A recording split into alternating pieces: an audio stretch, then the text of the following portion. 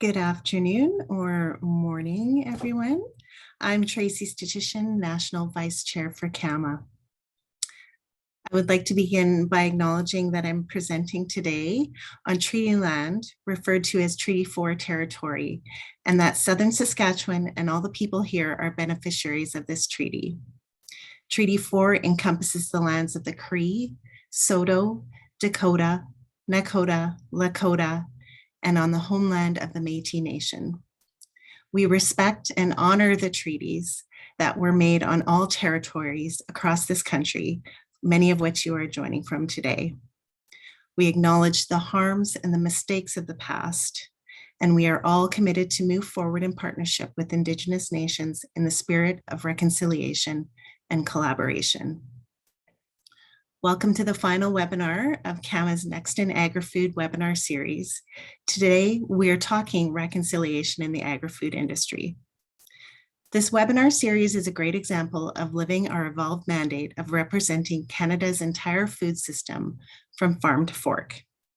CAMA is made up of our provincial chapters that work hard to provide the opportunity for members to connect with other agri-food marketers right across the country to grow their skills and their passion for marketing and communications. By being a CAMA member, you can reap these benefits. This is the final webinar in our series, and we thank everyone for your support. This is an exciting year for CAMA as we are launching our 2023 Level Up CAMA Conference. So we're going to be promoting the event as often as we can and ensure that you have your calendars marked and travel budgets approved. For our Level Up conference, we're bringing together the best of Canada's agri-food marketing professionals for a one-of-a-kind event featuring interactive learning, engaging networking, and industry recognition of the best in agri-food.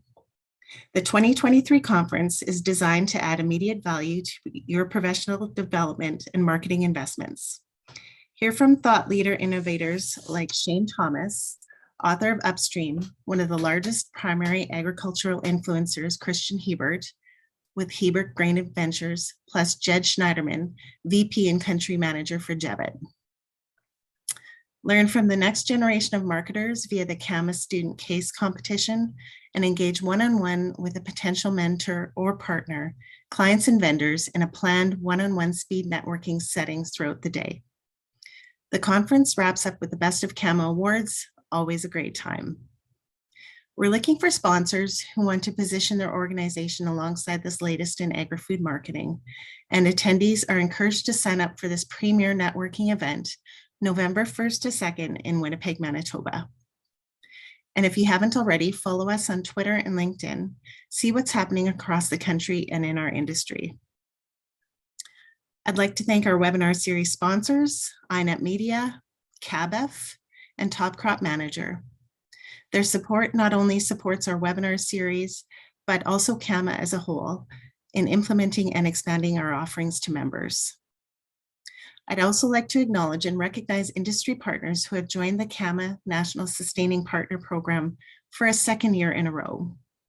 These inaugural partners are committed to our ongoing focus of ensuring CAMA continues to be a dynamic, credible, and relevant organization for Canada's agri-food marketers and communicators.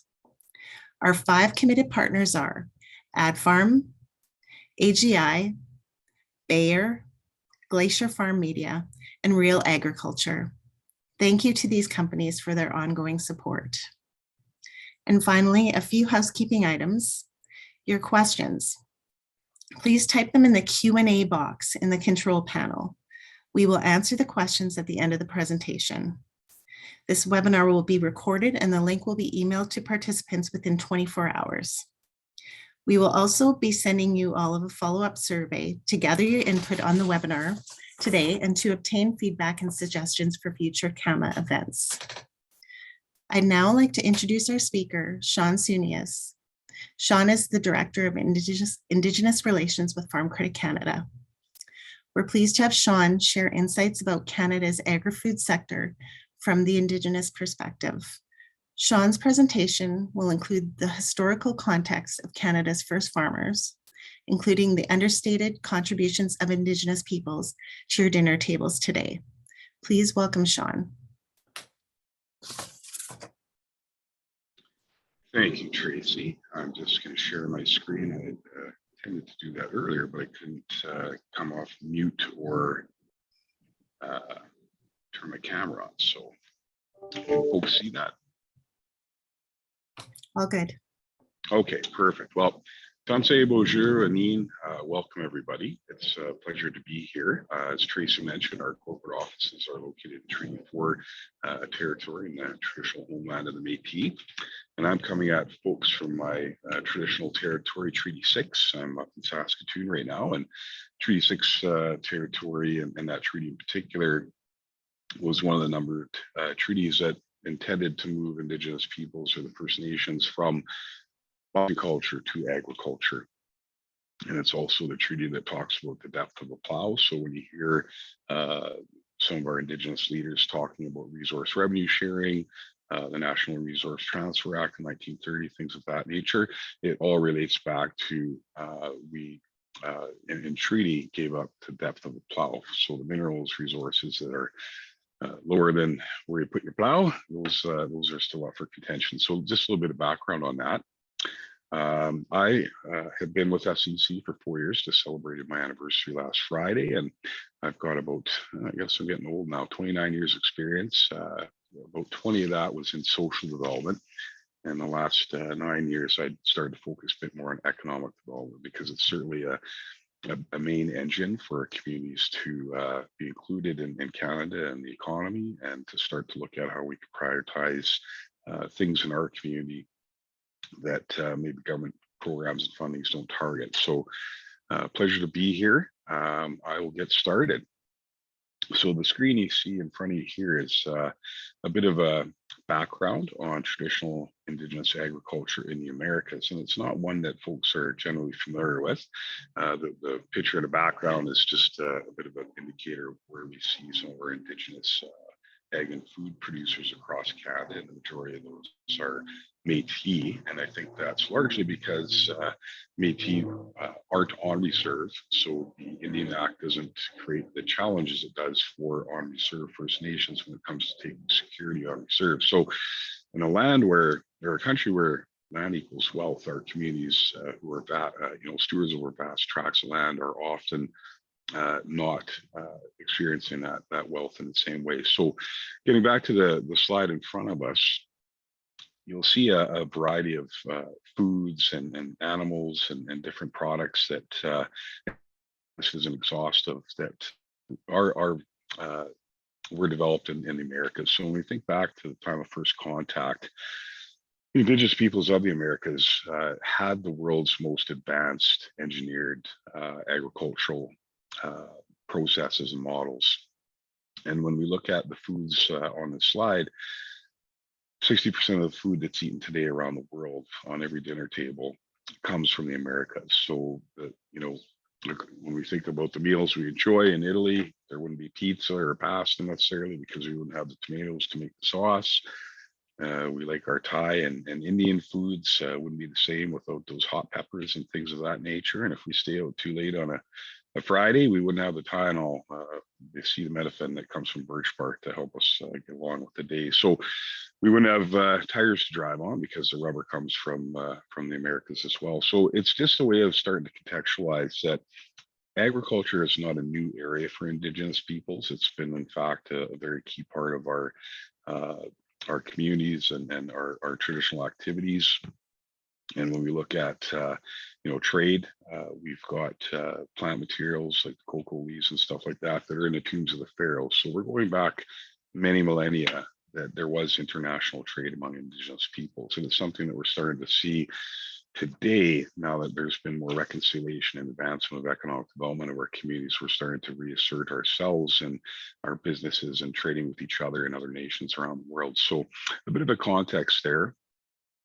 And then folks will often hear discussions about Turtle Island, and folks don't always know what that is. I won't go into the creation story that it's derived from, but I would encourage folks to Google that. And it really kind of, I think, shares and demonstrates, showcases some of the history, the knowledge, and the experience of Indigenous peoples that folks might not realize the depth of what that looks like. So when we look at who the turtle really is, it is Turtle Island. And the creation story that we're familiar with has, Earth Mother falling from the sky. So I'm guessing that she saw that the Americas look like a turtle.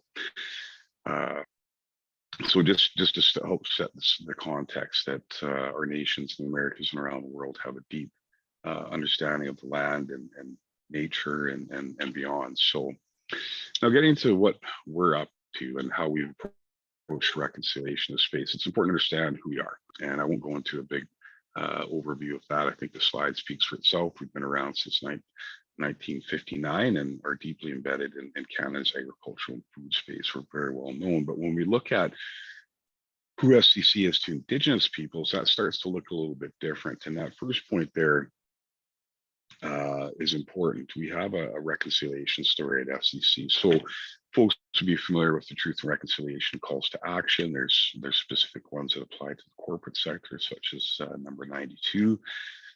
And that's good.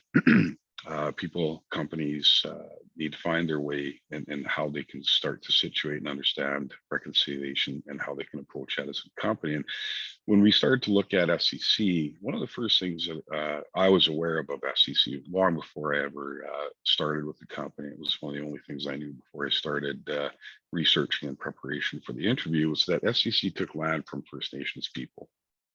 And they gave that land to returning veterans as part of the Soldier Settlements Act and Veterans Affairs Act.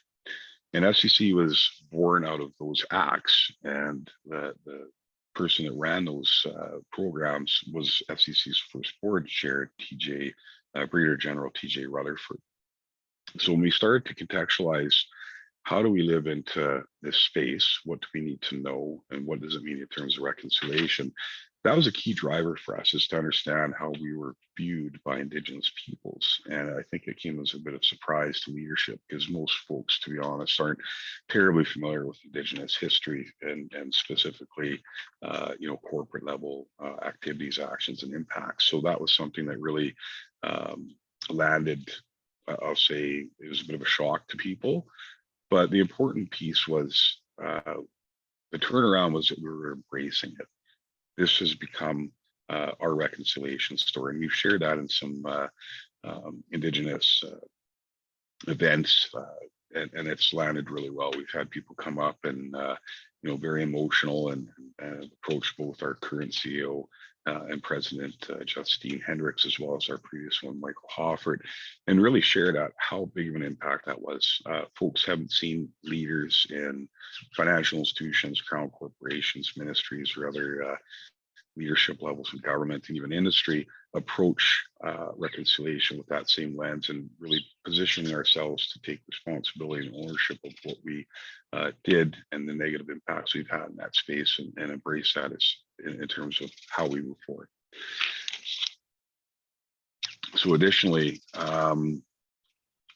folks didn't really know who FCC was for a variety of reasons. We haven't lent into the sector. There's lots of barriers through the Indian Act and our own challenges in embracing how to lend on reserve. So, unless things were all aligned, or if you were Métis and it was fee simple lending, it didn't happen anything, I guess, other than organically, and it wasn't anything special or incentives or any special awareness or understanding that we had.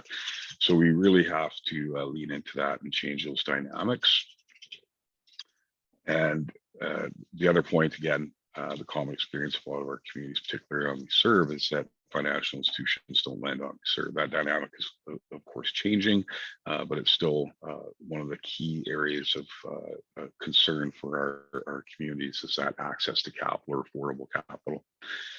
And we don't necessarily have incentives directly targeted at Indigenous folks at this point, but what we've attempted to do is to make sure that all of our products, our service, our knowledge events, things of that nature do apply. And we've seen some good uptake, and we are starting to understand that where folks can, they do, benefit from our different products and services. So in terms of our mandate, I won't go through that. I think folks are with FCC.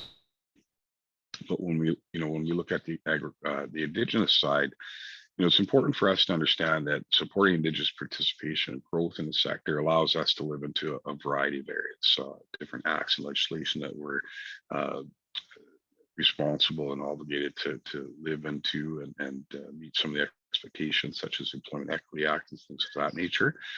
And we understand that our responsibility is to really advance and revitalize Indigenous agriculture and food entrepreneurs. It's it's no secret that the world is encountering some challenges when it comes to our global food supply, whether folks focus on climate change or some of the challenges that we're seeing in Europe with the conflict.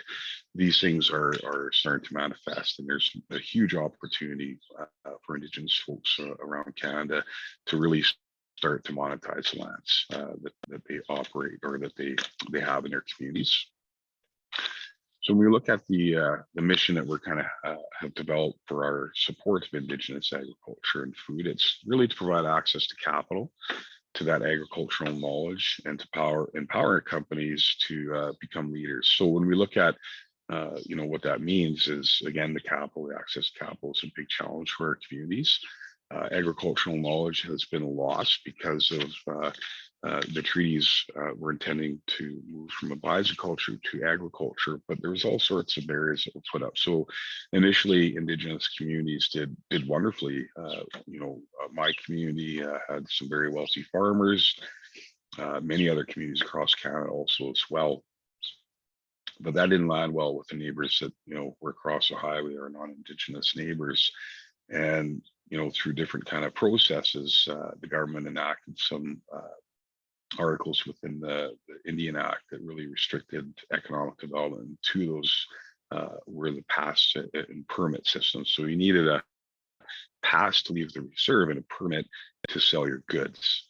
And we know that was not often approved, and that had a huge impact. And eventually people, exited the agricultural trade, and there was other things as well that we couldn't approach agriculture from a cooperative community approach. You could only the only people that were allowed to work on your farm was the people that lived in your home.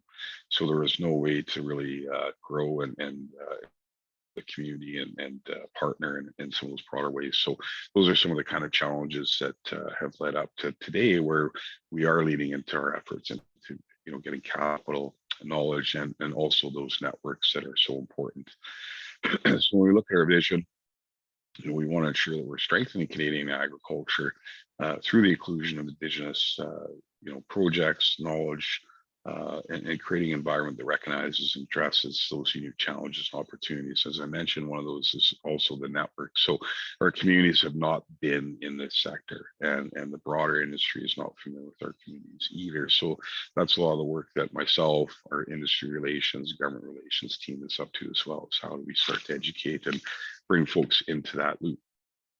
So when we look at the strategy that FCC has developed, it's one that I think will stand the test of time in terms of these three strategic pillars.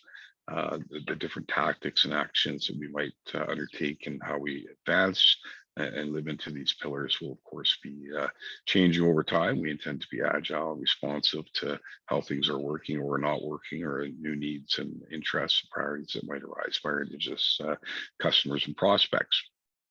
So, of course, as a financial institution, we want to become a lender of choice for Indigenous peoples, and that I described earlier that we just really didn't have a lot of customers. We didn't have brand awareness. We didn't have relationships and network. We simply weren't present in the community. And I think back to my social development years, I could be at a child welfare or a health conference, and there was always banks there. They were developing that awareness, that trust, the brand.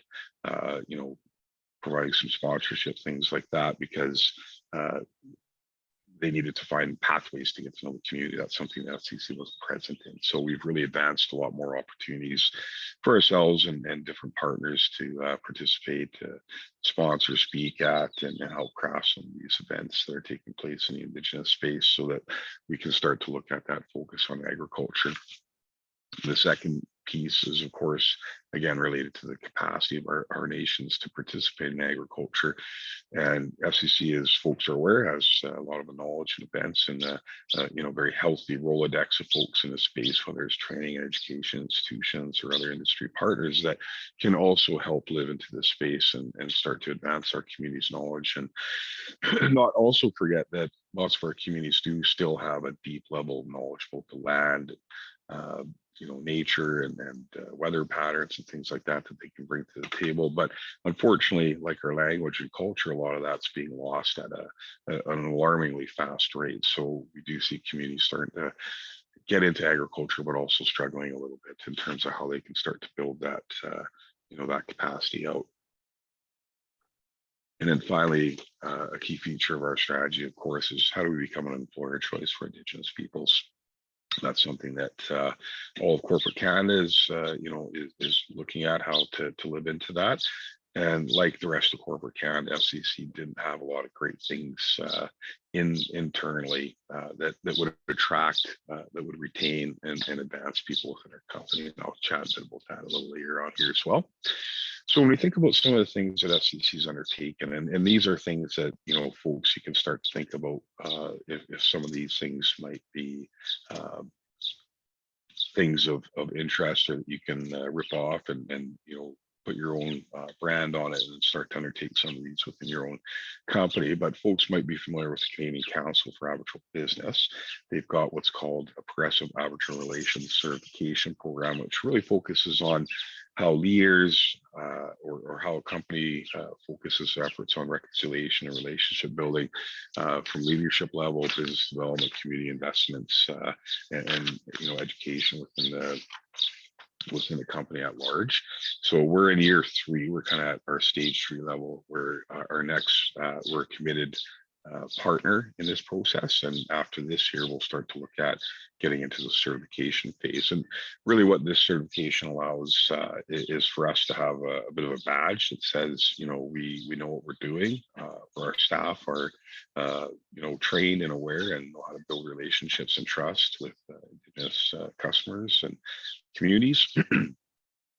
So it's an important piece of work that we're undertaking. In fact, Tracy was the lead on that on our team for a couple of years until we had a new position arise. So it's just a wonderful process. It's a way for Indigenous communities to look at a company and understand that they're good to do business with. They've got good procurement practices. Staff are committed, and leadership are taking actions that are meaningful in that space. We've also started to look at our procurement strategy. We're just celebrating our first on-reserve office is June 5th in Millbrook First Nation. That's a first for us. Of our 103 offices, we've got one on reserve now. We hope to continue to grow that. It's certainly one opportunity for us to feed into and to support Indigenous economic development in some of the areas that they're growing. Folks might not be aware of this, but urban reserves are growing in Canada. Saskatoon had the first one that began, I think, in 1989. And right now, I think we've got 60 that are situated in Saskatchewan, and probably that many that are under the approval process in terms of creating the addition to reserve. And the rest of Canada is following, not necessarily in the same number or frequency, but that's certainly a growing area. And that allows us to start to look at things like leasing office space from folks. And of course, procurement, it's far beyond that, but it's certainly an area that we're looking at. Can use that as a bit of an economic driver and creating relationships as well outside of the kind of the ag space specifically. I talked a bit about the employment. Indigenous awareness was a key area that we undertook early in our endeavors. So I think in 2020, we had all of our staff undertake mandatory Indigenous awareness training. We procured that from the First Nations University of Canada and Four Seasons Reconciliation. It's a pretty well-known one. And one of the things that we undertook in that space was to, we understood what an impact that had on our staff and their understanding and their ability to kind of feed into and support the work that we're doing to support Indigenous ag and food. And we started to look at sharing that with other partners and stakeholders, and that included nonprofits, but it also included places like BDC and RBC. And folks might notice like BDC has the Four Seasons reconciliation training available to all Canadians. RBC did that the last two summers, making that Indigenous training available to all Canadians. So, a small share from RVP to another VP in an organization that had some really strong impacts that folks could start to access this training. So if other folks want to look at it, go to BDC or RBC, or I think BDC right now is the only one that you can access, but it is free of charge and something that I would encourage folks to undertake and share that with your broader network as well. We did undertake a fairly deep and comprehensive look at, our eligibility criteria, our lending policies, our risk appetite, even our definition of agriculture. And that's something I'm really proud of. FCC understood that our definition was restrictive when it came to Indigenous ways of harvesting and gathering. So we expanded that to include non-timber forest products, your saps, your syrups, your wild rices, your mushrooms, things that are collected in the harvest off the land. So we're really proud of that, and we definitely had some work to do in how we approached our letting, specifically on reserve, and we took some measures to improve how we do business there and to make it move at the speed of business. Because one of the things that we saw, and I'm sure all banks are experiencing the same thing, is if you had a non-reserve deal, it could go through in a day or 2 days. And all information being the same, and you said it was on reserve, this could take 3, 4, or 5 months. And we're starting to see that, we were moving at the speed of government, not business. And that's something that our communities are all too familiar with. So we really wanted to change some things there, and we did, and continue to kind of monitor and look at what we're doing to make be nimble and agile and responsive to things that are working or not working. We can, it's continual improvement.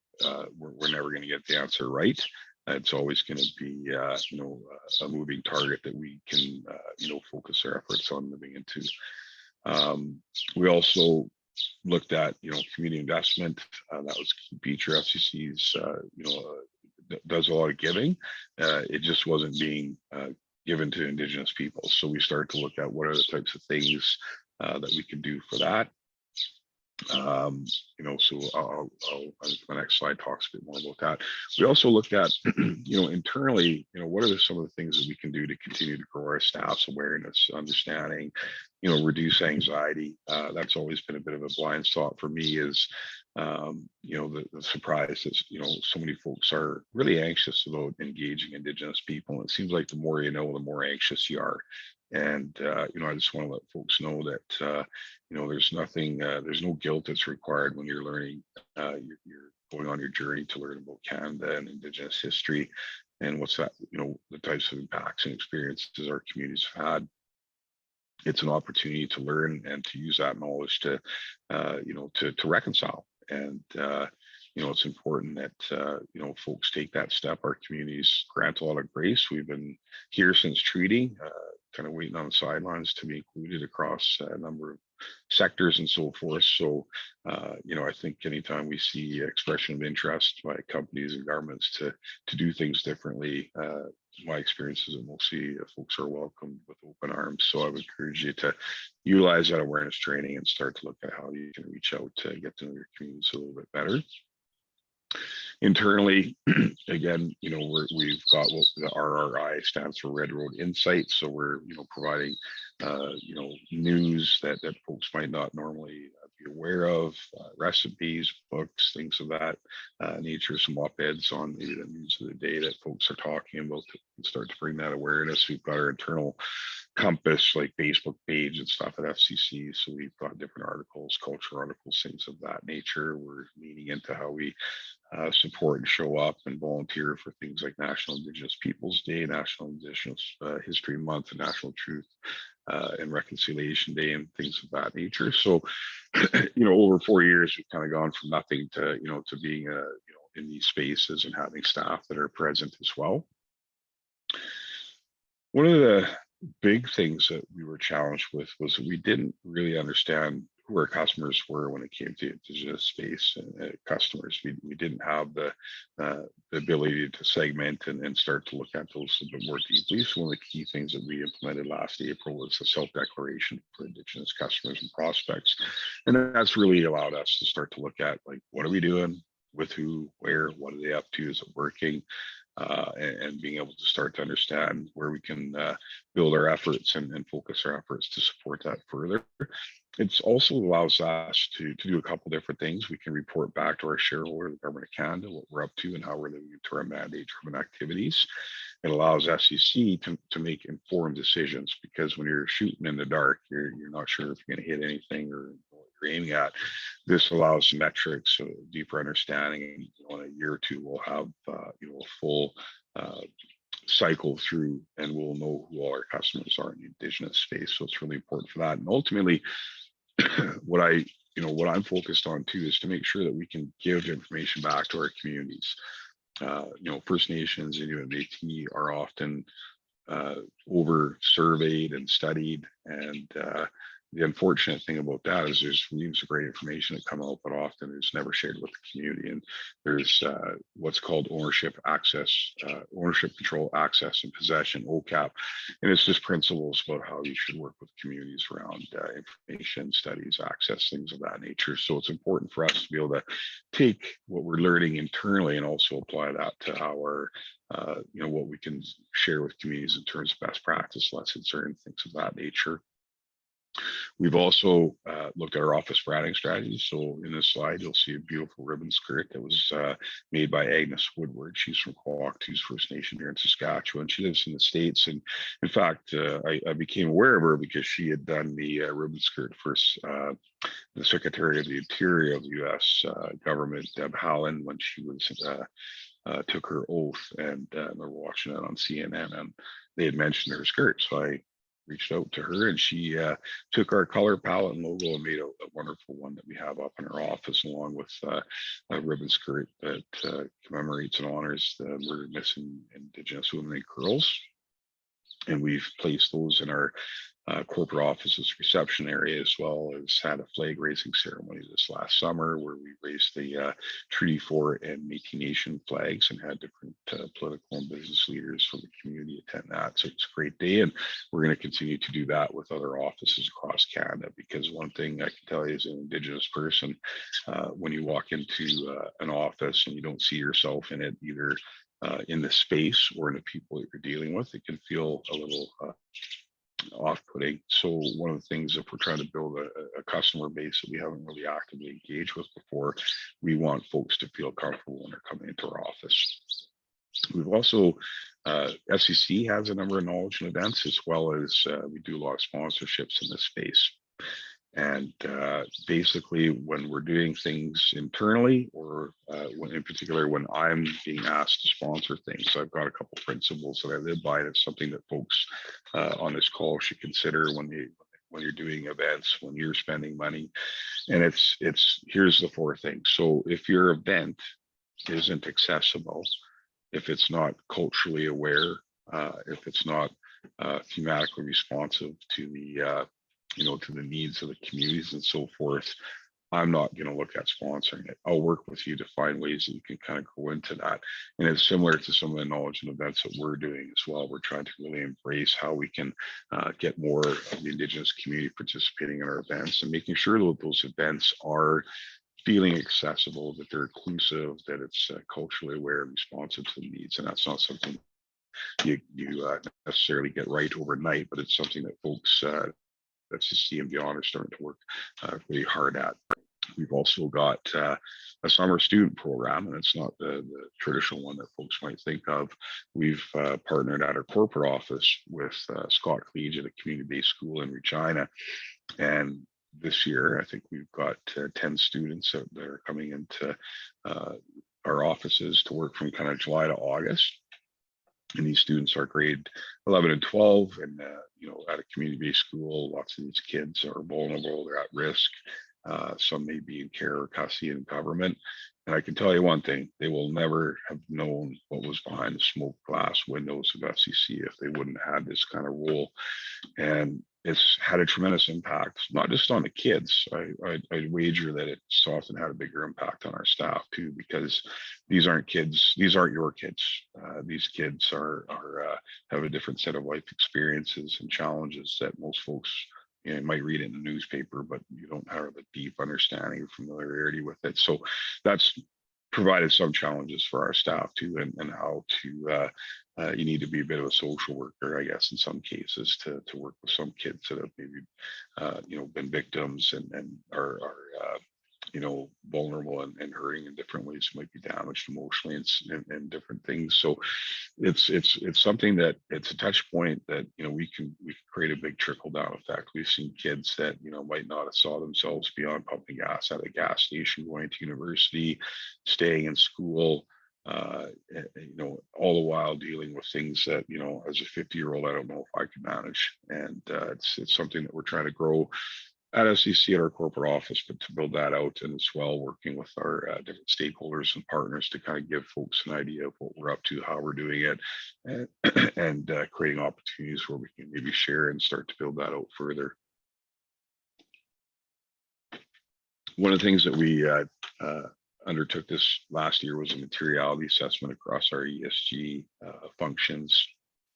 And one of the things that came back, it wasn't an exhaustive comparison, but we were up against a couple of big financial institutions, many of which were living and doing things in the Indigenous relations space for decades before we entered in 2019. And we kind of fit in about second place. And again, it wasn't exhaustive, but it really gave us a lens that we could look through that I think we're on the right track. And, in the 4 years that we started, we've really advanced in some important ways, and we'll continue to do that. So it's a bit of a barometer test on how we're doing, how others are doing, and how we're doing against folks. And I think we're pretty happy with where we are, and we'll continue to grow that.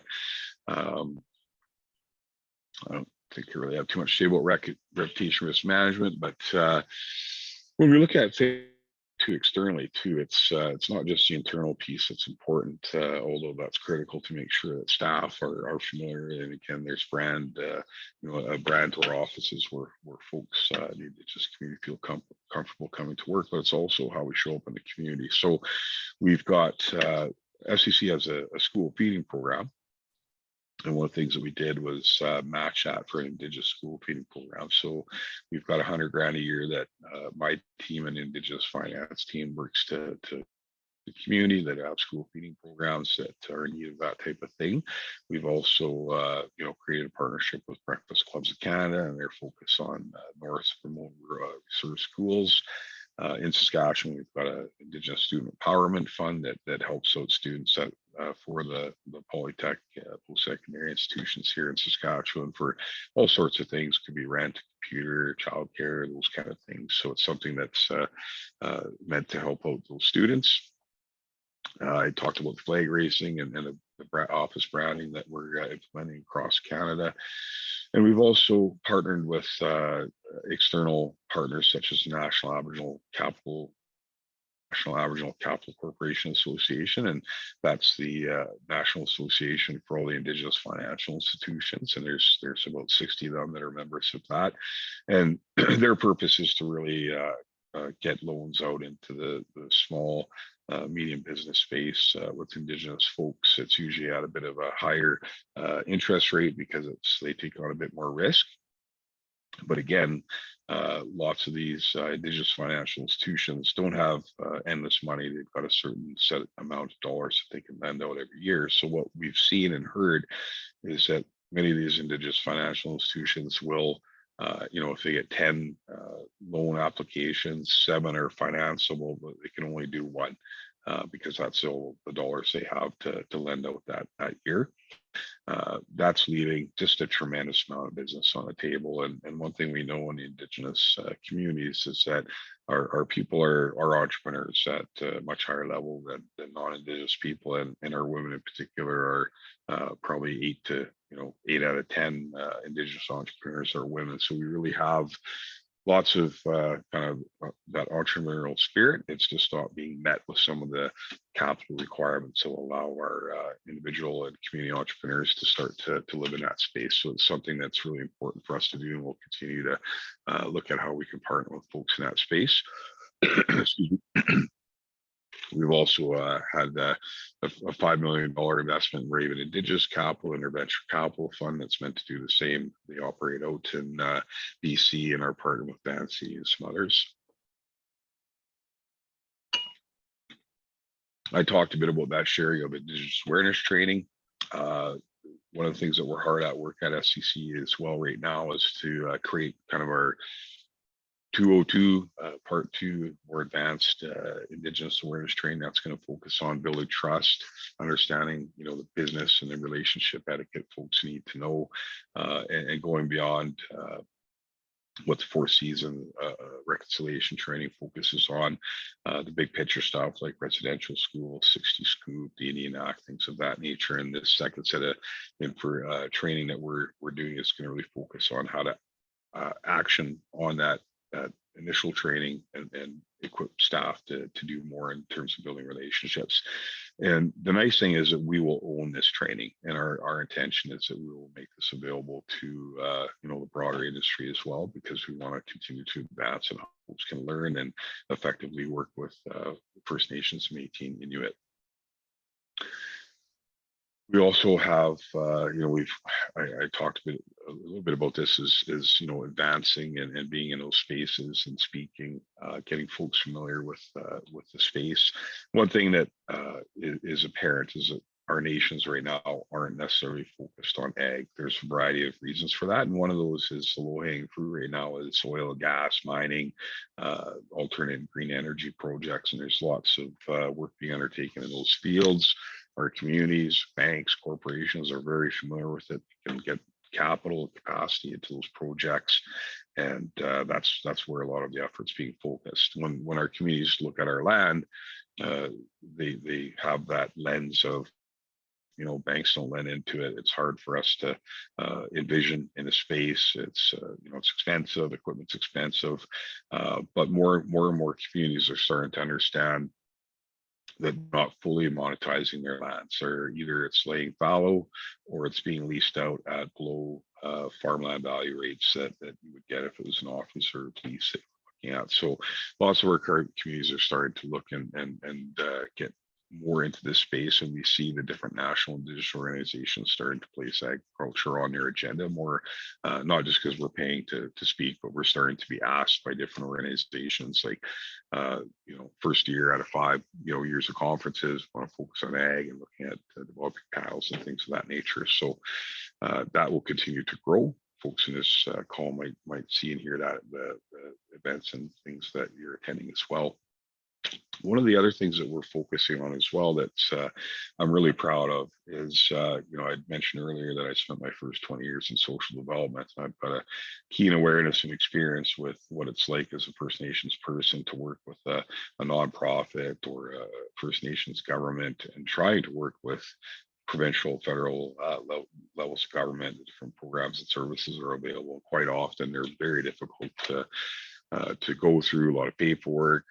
Lots of times, there's more paperwork and more reporting than the dollars are worth, or those dollars are targeting things that aren't a priority for the community, which can be very difficult to get the programs and services, and you're kind of fitting a square peg into a round hole type of thing. So one of the things that we certainly noticed was a lack of familiarity with this sector. So I'd referenced earlier LNG, mining, gas, and some of these other extractive sectors have a long history, many decades of relationships across the different industry stakeholders. That is not the case when it comes to the agricultural sector. So we started to look at how we can galvanize all the key stakeholders, whether it's government, business, industry, academia, nonprofits, Indigenous folks. And the concept that we had was kind of a circle of excellence, and we've called it National Circle for Indigenous Agriculture and Food. And it's not open yet, so don't write anything about this, or it'll be announced later, but we are sharing that this is an effort that we're undertaking, and FCC is investing a significant piece of dollar, over 5 years into this organization, and we're letting it go. This is not FCC. This is something that we, germinated, and we're getting partners to participate in. But one of the things that we heard when we undertook some engagement around what the Indigenous community would need of this type of resource was that it needed to be Indigenous led, and it couldn't be, I'm with the government and I'm here to fix all your problems. I got your solution in the back pocket, right? It needed to be something that our communities owned. And, we're really proud that we were able to structure that and set that up. And we're starting to build things out. It's going to be located at First Nations University of Canada here in Saskatchewan and Regina. It is intended to be national, but it's kind of nice that it's in the backyard at FCC, and we can have some really close connections and collaborations there as well. And there's three main focuses of that organization. One is reconciliation across the sector. So how do we lean into bringing awareness and creating those intersections for growth and understanding on all the different kind of stakeholders, whether it's government, business, industry, academia, nonprofits, et cetera.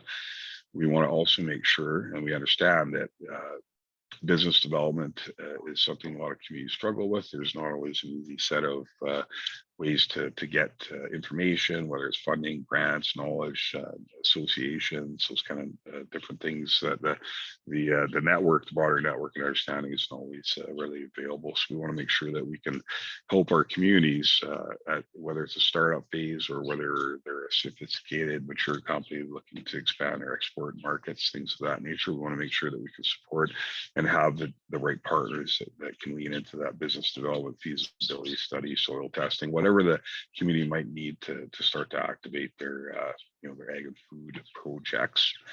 And then finally, as we've talked about before, capacity continues to be a big challenge for our communities. So I'll touch on that a little bit later, but it's certainly a key feature of the circle, and how do we activate and operationalize existing programs and supports with all the different industry associations and so forth. There's a tremendous amount of training out there. If you hit the Google, you'll find what you're looking for, but it's not always readily available or understood, by our Indigenous communities. And again, I go back to some of the things that I'm trying to do as we shape how events, show up and are accessible, inclusive, culturally aware, and responsive to the needs of our communities. We've got to make sure that we're working with folks in this space to meet those requirements. And so, yeah, exciting news. There's still lots of work to do. We're hoping to kind of make an announcement more formally later in the fall, so you can look forward to that. But it's something that we anticipate will certainly the Indigenous community, as well as the other kind of key stakeholders, are really excited about it and see themselves fitting into this as partners and providers of service and so forth. And when we look at some of the themes that we uncovered during our engagement about the circle, I won't go through to read all these, but you can kind of peruse them. They're probably not too different or probably not surprising. One of the things that we kind of understood from our engagement is that we had a pretty good handle on, the key themes that our communities are challenged with, or where those opportunities lie. And that was really reinforced through our engagement. And when we look at the purpose of the circle, what we're saying is we're intending to activate a community of partners focused on reigniting the role of Indigenous peoples in agriculture and food through knowledge sharing and promoting business while honoring First Peoples, their lands, and Mother Earth. So just talking a bit more about some of the work that we're undertaking, we're looking to apply what we do so well with all of Canada's ag producers and make sure that applies to our Indigenous ag and food producers as well. I touched on earlier the definition change that we had undertaken at FCC, and here's I wouldn't say it's exhaustive, but it's a good idea of the types of things that our communities are good at. They have the capacity, the experience, but like trapping and some other traditional activities, it's hard to make a living anymore. So we're trying to find pathways where we can allow communities and individual entrepreneurs to really retain and build and advance their connection to the land and their cultural activities. And it's something that we're seeing some success with. We've got a great company up in northern Saskatchewan and Lorange area called Boreal Heartland. I think they collect everything on there except for wild rice.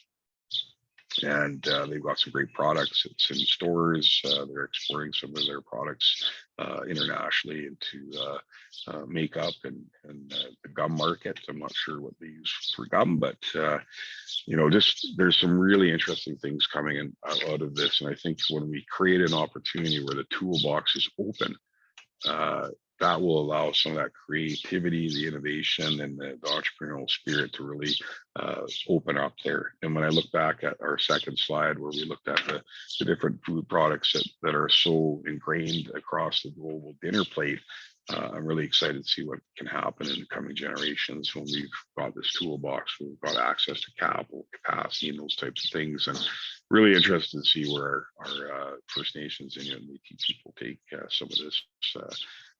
Some of their projects.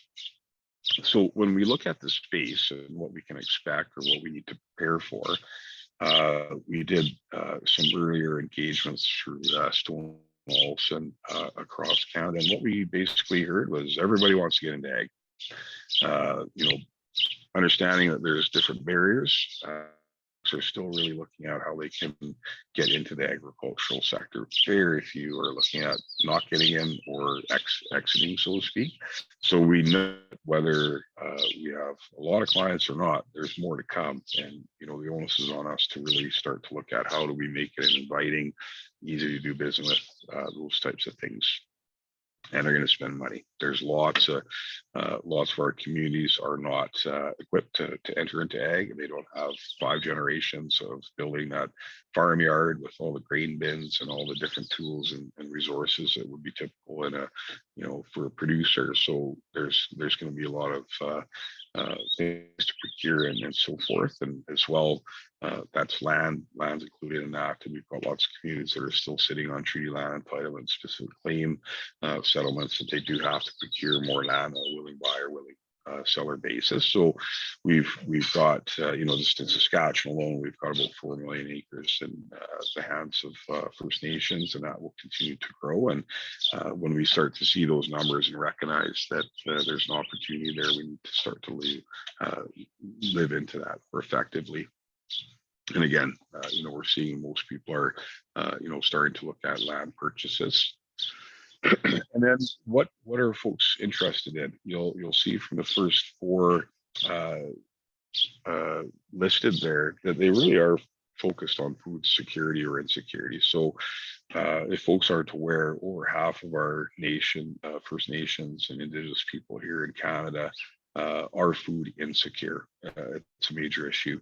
And if we look at the United Nations Human Rights Index in Canada, I can't remember where we are right now, but we've been number 1 in the past. Many of our communities are 67, 75, like things like Paraguay, Uruguay, countries like that is what our communities here in Saskatchewan across Canada basically are considered to be opposite that. So there's a massive gap, and that's reflected in some priorities that our communities are focused on, things like greenhouses, community gardens, country foods, those traditional harvesting, gathering things, gardening, that type of stuff.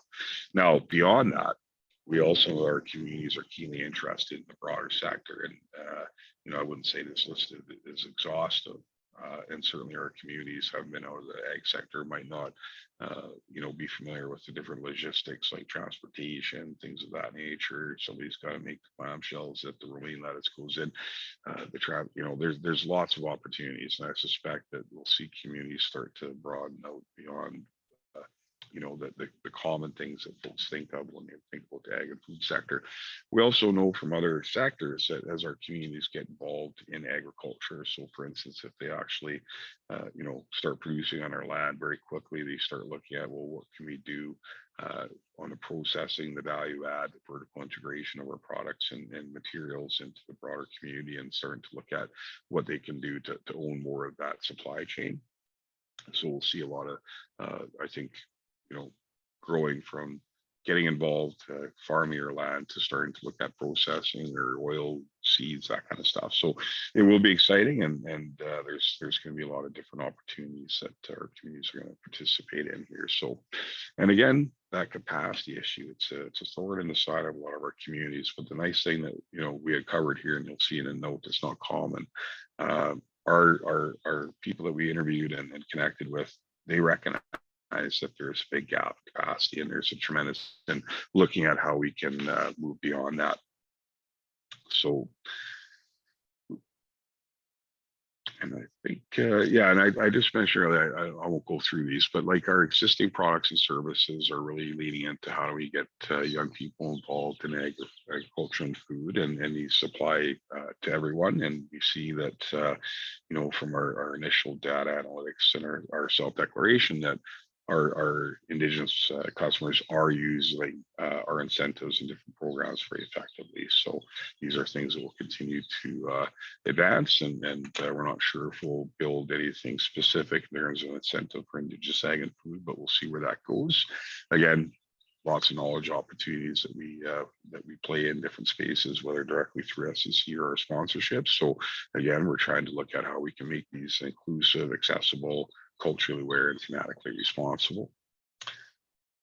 And I think that's about it. I will stop sharing here, and I can now get if there's any questions or anything that folks might have.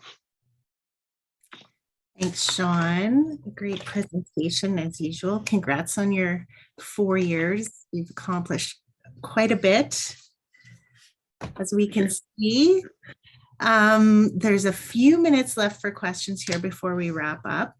I have one here. Shaun, is there an interest and discussions within the Indigenous agriculture community on carbon sequestration? This is probably a loaded question, but any insight you can share on that? I will not pretend to be an expert. I don't necessarily understand the math in that space, but there are communities. There's a Great Bear Forest out in BC. They've got a huge carbon sequestering there. I think they're part of a green bond and so forth. And lots of our communities are looking at regenerative farming, different practices. Like maybe it's better that we keep the land fallow and natural, and not do anything to it, and use that as a carbon sink, and maybe tourism, things of that nature that can have alternate uses for the land and keep it pristine, so to speak. But there's I think that's certainly an area that folks are exploring for sure. And again, I'm not an expert on that topic, so I think it's still a new area for a lot of people, never mind Indigenous communities. So I think it's we'll see where it kind of goes, but certainly it's a key, it's a hot topic across the sector broadly, whether it's any sector actually. So yes, thanks. Sustainability is the hot topic for sure. Yeah.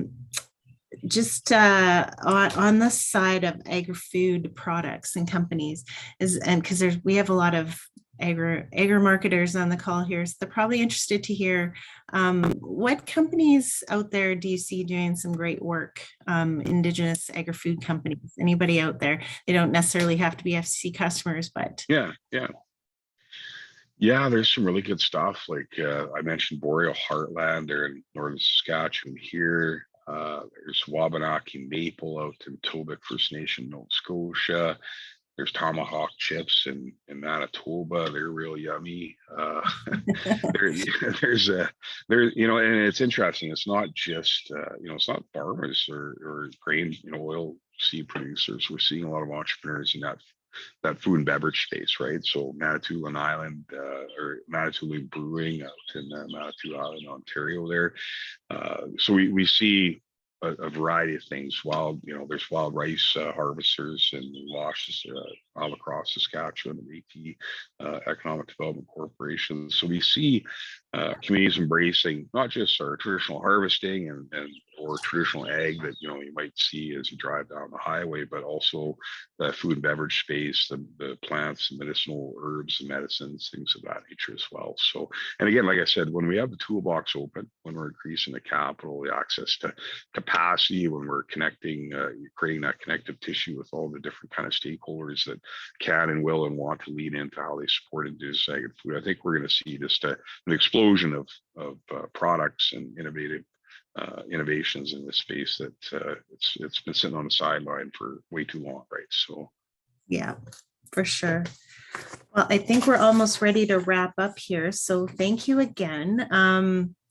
In lieu of a speaker gift today, CAMA will be making a donation to the Canadian Agribusiness Education Foundation. Thanks again to our webinar series sponsors, iNet Media, CABEF, and Top Crop Manager. Thanks to everyone for participating today and for supporting CAMA. Thanks again to you, Shaun, for your great presentation. And I'm sure if anybody has any follow-up questions, Shaun will be happy to take your emails, or I know he's always open to having conversations with people at FCC about anything related to agriculture, Indigenous history, anything you want to know, he's open. So if you'd like to, we'll pop perhaps Shaun your email in the chat if that's okay. Yeah, I just put it in, so if great. you want to get in touch, feel free. Yeah, thank you. Awesome. I know you need more emails in your inbox, right? Yeah, that's right. If you'd like to learn more about CAMA, go to our website at cama.org, and thank you for your support today. Appreciate everybody joining, and have a wonderful day. Thank you, everyone. Take care. Bye-bye.